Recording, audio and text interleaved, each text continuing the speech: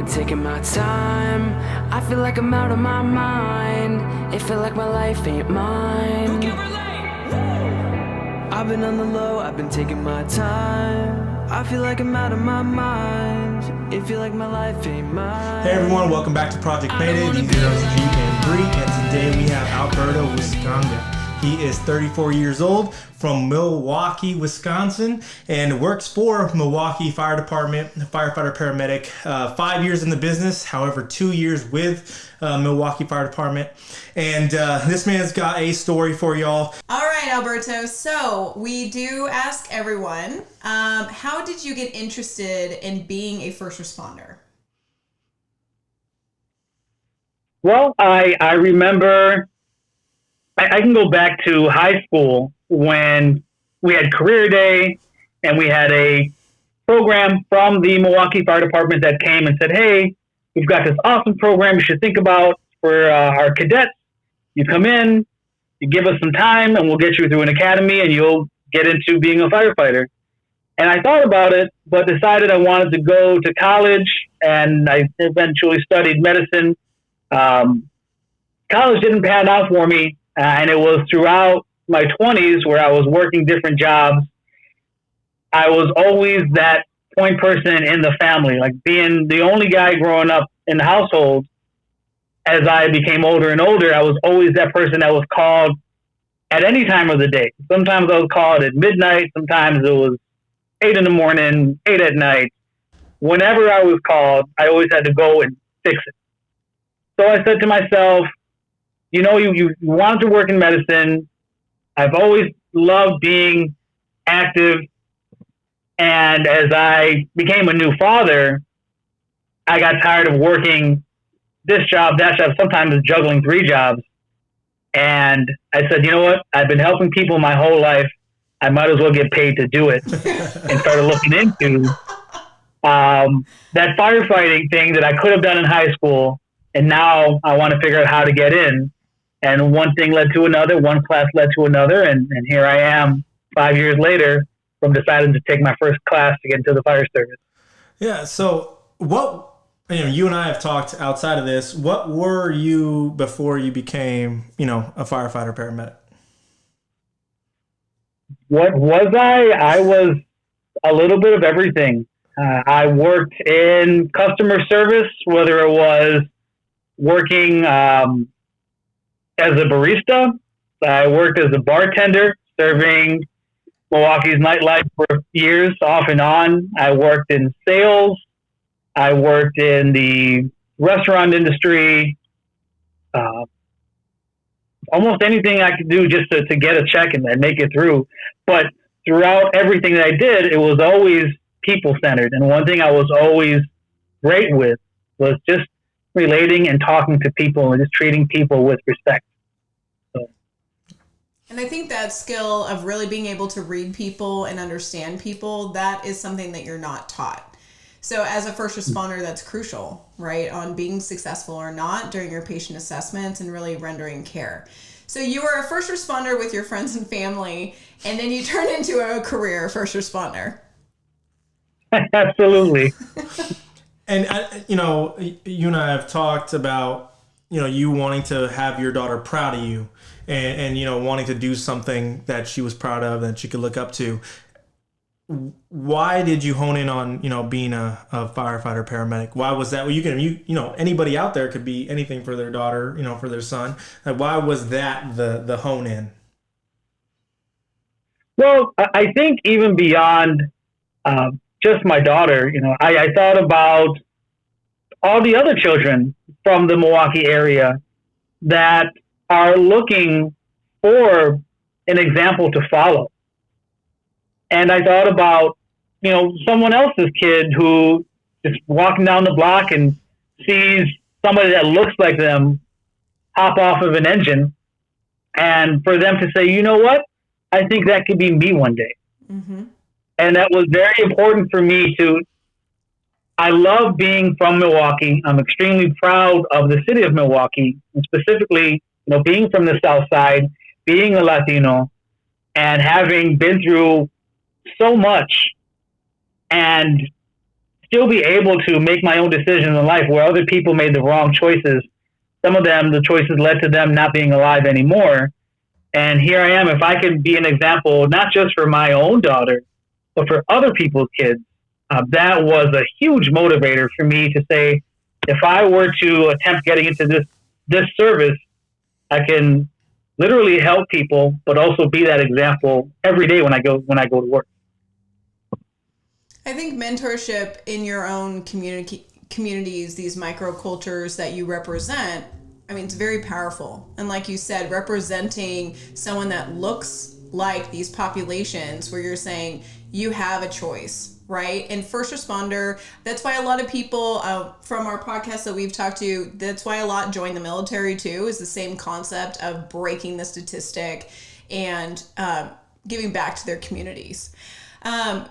Talking about mentorship, who was your mentor? Oh, there wasn't just one mentor. In life, growing up without a father figure in household, I found that in many different examples throughout life, whether it be specific teachers throughout schooling, or when I got on the job, we had lieutenants or people that had time on the job who saw something in me, saw a work ethic in me, and made me believe that I could get to that full-time position, and would have workouts with me, would help me brush up on my resume. And this isn't just one person, but the many people, whether it was the smaller departments that I worked at or the private ambulance companies I worked at, being it my partner or the higher ups. It was more than one person. And I was very fortunate to have more than one person that I could say would count as a mentor. Not everybody has that. I always seek that out wherever I went. And I think it was because I did not have a father growing up. I was always looking for that. Mm-hmm.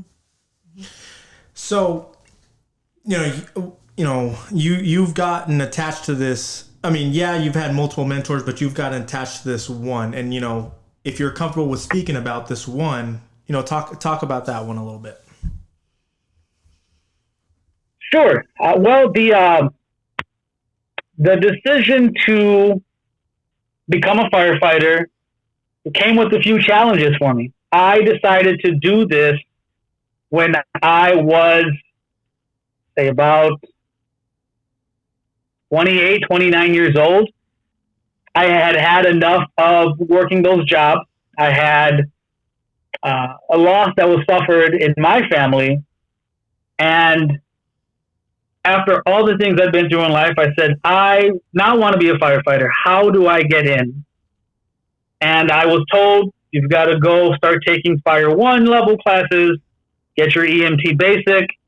As a matter of fact, if you want to do all that, you should go to your local technical college. They probably have a program. And I found out they had a orientation day where you could just kind of go and find out about these programs, talk to newer students and students that are almost done with their program, and get a feel for it, like an open house. And it was there that I met awesome individuals, and one in particular who, at the time, he was kind of like the leader of that program. We took a picture together. I still have it to this day. Every now and then I look at it. And this guy was president of the firefighter organization that we had there. I enrolled in class. This guy was always there setting up volunteer opportunities, mentorship opportunities. And as I went from class to class, eventually to getting an internship, eventually to getting hired onto my department, getting through the academy, getting out into the field, he was there every step of the way, always checking in on me, saying, hey, what's going on with this? I heard you made it here. What station are you at? How are things going your first year? It was always great to just have him in that circle. Such a positive guy. And then came last year when I was visiting a friend, and I found terrible news that he was no longer with us. And what we eventually found out was that he decided to end his life. And it was a very like hitting a brick wall moment in my life, because this guy who was always there for me, always there to check in on me, is no longer here anymore.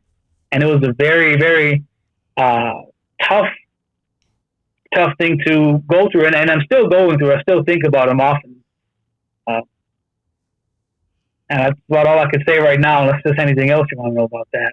No. Thank you for sharing. Whatever you want to disclose about that situation is up to you. Bree has also gone through her mental health battle with, her dad committing suicide as well. And he was a CHP officer and in our field. So, I'm sure she knows what you're going through and she can also talk about that. But, with that being said, how do you think, did that fuel you to continue on in the fire service, or did that kind of maybe derail you? Where were you at? Well, when that happened, I was about, say, halfway through my probationary year. We have to serve one entire year as a probationary firefighter, where you are learning the ropes, you're learning the ways of your fire station, and it's almost like you're walking on thin ice. So if you talk about being on edge, as it is, you're just happy to be home for the couple of days that we're off. Yeah. Because now, nobody's yelling at me about why, I didn't bake cookies right or whatever it is. So just being home, it's like, oh, I'm home, But for that to have happened on my day off during a time when I was, it's great to catch up with friends. And when I found that out, where I am now from when that happened, I remember as I was working through my emotions, telling myself that I want to make my career count, because I would not be where I am if it were not for people like him. And I feel a sense of debt to make sure that the service that I give others matters, and that I give my best in his honor, and all those who have lifted other people up and are no longer here for whatever reason. I owe him and them that. And I worked through that, and I made that promise to myself when that happened. Yeah, that's very inspirational to say that, because you're carrying a lot of weight and a lot of emotions behind something that doesn't seem to make sense for those who aren't in those positions, right? You said he was very charismatic and very positive, and then I'm sure it was unexpected, right? That this person, this mentor, all of a sudden decided he was done, which I parallel that type of emotion and that experience, because once again, my father did commit suicide, and everyone who talked about him said they would have thought he was the last person who would do that. So sometimes, right, we're kind of cool, calm, and collective. We're like ducks treading water, and underneath we don't really know what's going on. And it is very inspirational to hear you say that instead of taking it in a negative way, reflecting on, the fear of the job, really, because you carry so many things with you from the job. I think it's really inspirational that you say that you actually honor him by being the best that you could possibly be, which is incredible. I mean, that's a really interesting perspective, because we haven't really heard a lot of people say that. With that being said, also, you were 29 years old when you entered, you said 28, 29. Do you think entering into the fire department as an older, you're still young, but we're talking comparing to an 18-year-old to a decade later, you have all this experience and you've lived, a life of, I know what I don't want to do now. Do you think that having that type of practical life experience has helped you stay mentally well in these last 5 years, even with this blow of a suicide of your mentor? I feel like it has.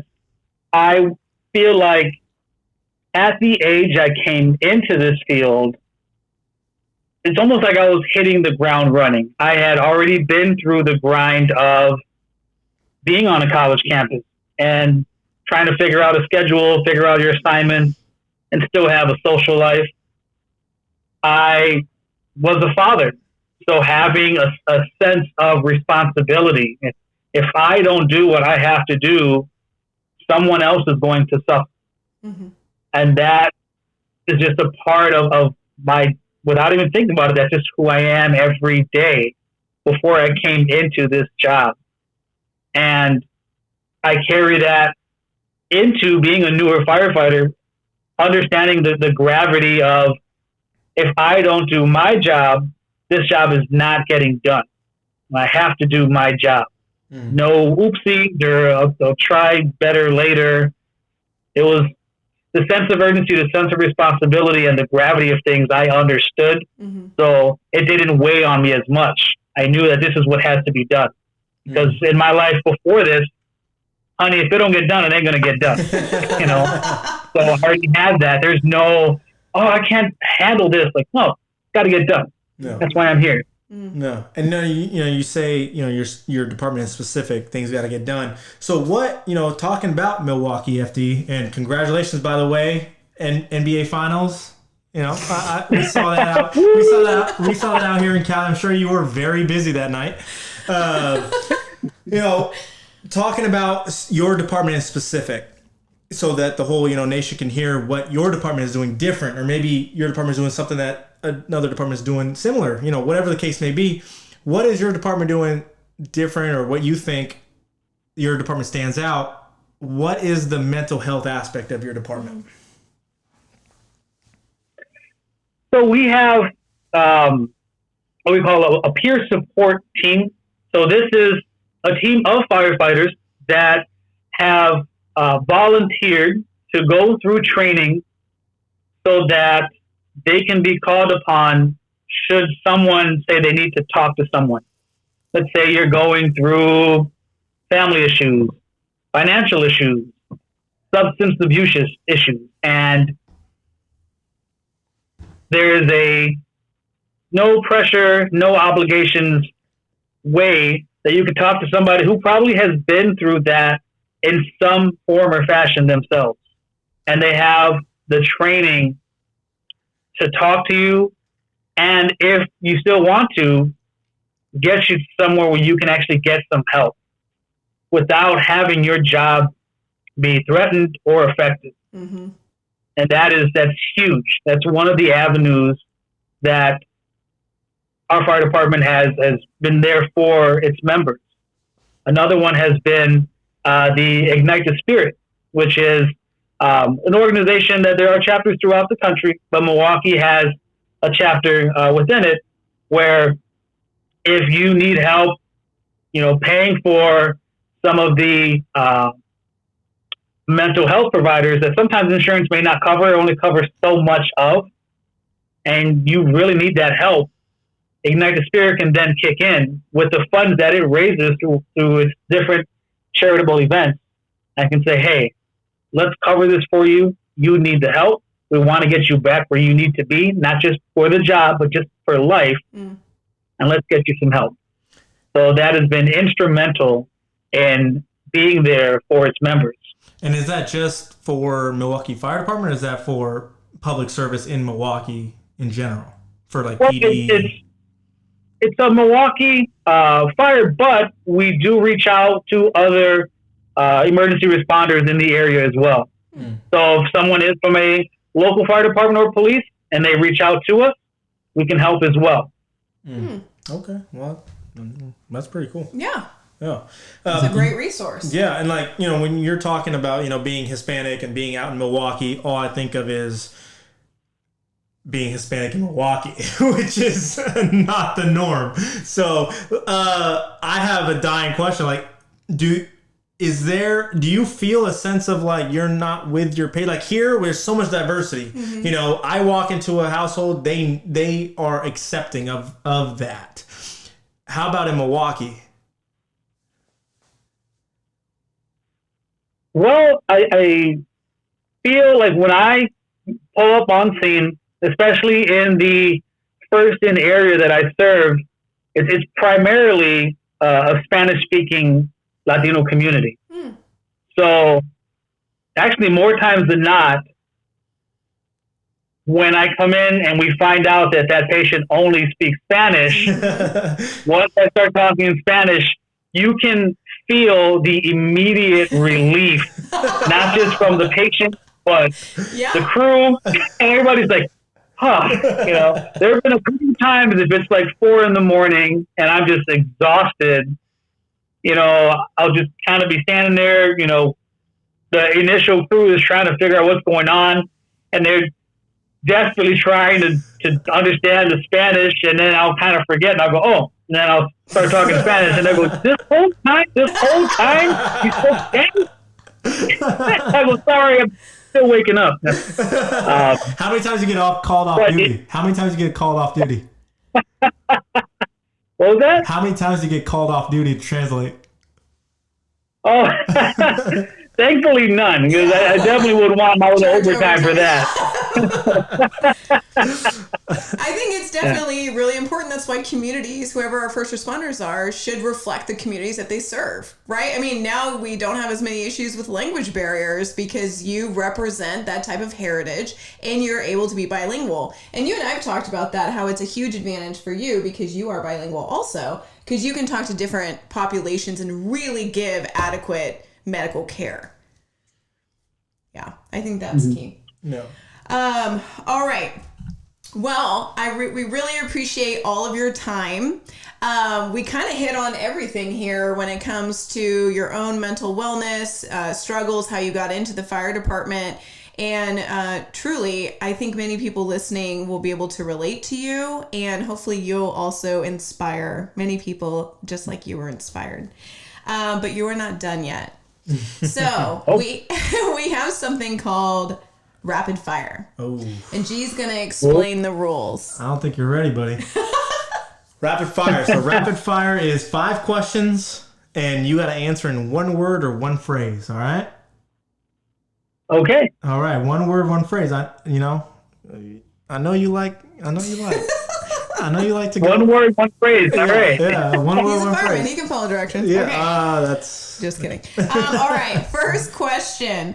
If you had to live in a sitcom, which sitcom would it be? Seinfeld. That's funny. You got hair like Kramer right now.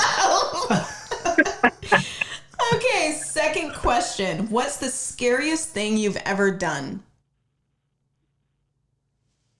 Be a dad. Ooh. That's a good one. Dang. That's a good one. I was going to say, just because you're a fireman, don't act like you don't get scared. But You yes, are scaring the hell out of me now. she is not a father yet. Yeah, there you go. Okay. All right, third question. What food would you never eat? That's a tough one. We can tell. Rocky Mountain oysters. Okay, Rocky agreed. Mountain- Yeah, agreed. 100%. Yeah, I haven't tried those. All right, number 4. What's the best part of being a father?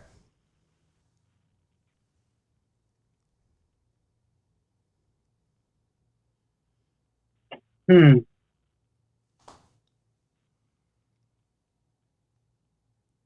them smile. Seeing them smile. That's awesome. Yeah. That's I always say as a parent, you have the highest highs and the lowest lows of your life. That's how I feel being a parent. It's a totally different level. All right. And the last question for you. What is 1 word to describe yourself?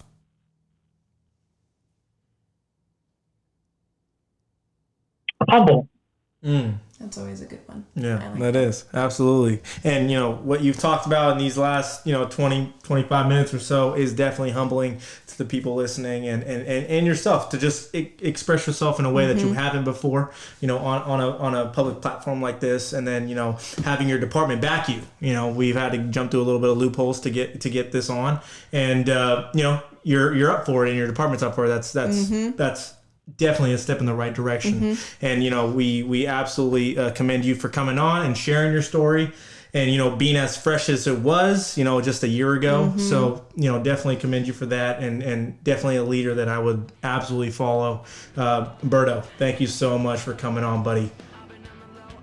You guys are very welcome, and thanks for having me. Absolutely. And this is Project Mayday. Call out. Call out. I